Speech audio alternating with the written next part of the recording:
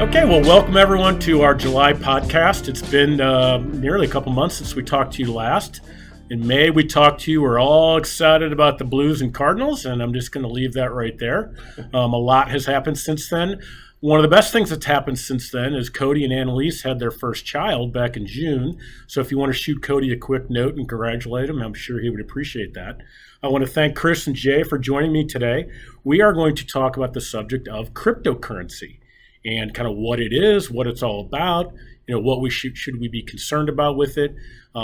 Quick example of cryptocurrency is the big boy of them all is Bitcoin.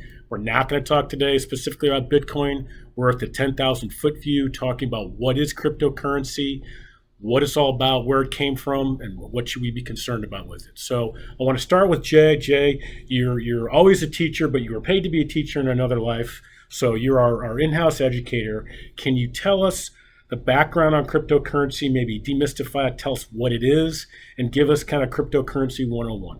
Sure. So with that, if you really just look at the word, it kind of gives you an idea of what it is. You've got crypto and currency. So let's look at the second part, currency, right? So what is that? Well, that means it's money, it's dollars, it's dinero. It's something you can spend. It's something that instead of trading goods or something or agreeing on that way, we agree that this how much this is worth, and you give that currency instead, right? Primarily, what do people use with the currency of any type of cryptocurrency? It's going to be buying something online right now. And the other thing is, it's starting to spill over into the real world where we can start using it to buy things in real life, but it's still primarily online. That's where it started, was online. That's kind of where it's at today. And then the second part of the word, or I guess the first, crypto, right? In which case that means kind of secretive or anonymous. And so, well, why do we even want to have something cryptic or anonymous? Well, it all started back with not trusting the banks after the big bailout back in 07, 08 timeframe.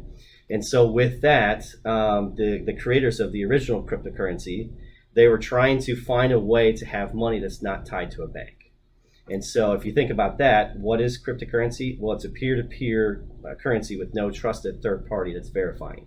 So right now, the way things work, anytime you do any type of transaction, the bank is coming in and kind of checking and saying, yes, this is that dollar, this is that whatever currency we're talking about. Well, if you remove that, now cryptocurrency is using blockchain technology to instead use all the peers around it, and it uses a ridiculous number. I don't remember what it is, but it kind of confirms, yes, that person has an account. Here's how much they have, and they want to spend it. Here's the value of it today. It's the other part. And so with that, now you can be a little more anonymous of doing everything because you're not going back to the bank. If you don't trust the bank, it's a great way to do it. And then the other part of it is, since it's not with any banks, it's not backed by any country, that means it's not regulated, and there's nothing behind it. There's no gold, there's no silver, anything behind it to give it any type of value. It has no intrinsic value. It's only what other people say it's worth. So that has its own issues.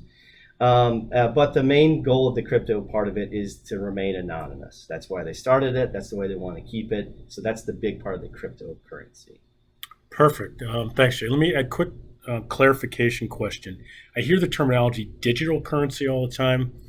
Same, different? What's the deal there? Not the same. Yeah. So digital currency, that's just going to be any way that you can spend money without having actual paper in your hand. Mm-hmm. Okay. So, I don't really carry cash ever. So I guess I'm already using digital currency. All right. A little bit different. Okay. Gotcha. Thanks. Okay. So I'm hearing this explanation. We got crypto 101. A couple words stuck with me. And the thing flashing in my brain is risk. But Chris, what is the risk with this type of thing? Well, I think I'm just going to piggyback off what Jay said right off the bat, and let's go to regulatory risk. The fact that it's not regulated by any governments. As Jay said, that's kind of the whole point of why cryptocurrency started, but the fact that it's not regulated, could be a few potential red flags, right? So I think the regulatory risk is probably the one we see focus on the most. There are other risks associated with it, like security risks. So like you guys might have seen in the news several months ago, the Keystone Pipeline, I believe it was Colonial. That one. Colonial, sorry, excuse me. No, the Colonial Pipeline was hacked, and Mark you kind of brought this to our attention, an article that came out a little while ago. What actually happened with that when it was time to pay the ransom? Sure. I could talk about Keystone Pipeline, but that would take us down a different. We'll stick with Colonial, okay? Anyway, so there were hackers, supposedly Russian hackers, whatever, and hacked in and shut down the pipeline, and they wanted to be paid in cryptocurrency. As I understand it, the big boy of all cryptos is what they wanted for their ransom. So it's my understanding, according to the news, they paid the ransom, but then the good guys from the FBI and the Department of Justice, the good actors, the good hackers, actually hacked them back and got half of it back. So it's a kind of a cat and mouse. I mean, this is, you talk about, it all being crypto and there's a safety element to it, right? So our guys got half that back. So it's a very interesting development. Yeah, I mean, so obviously something we need to be considering when dealing with cryptocurrencies. Few other things, as you guys know, with banks, there is FDIC insurance. As of right now, there is no such insurance to back cryptocurrency. And then finally, the wild price fluctuation that goes on with cryptocurrencies.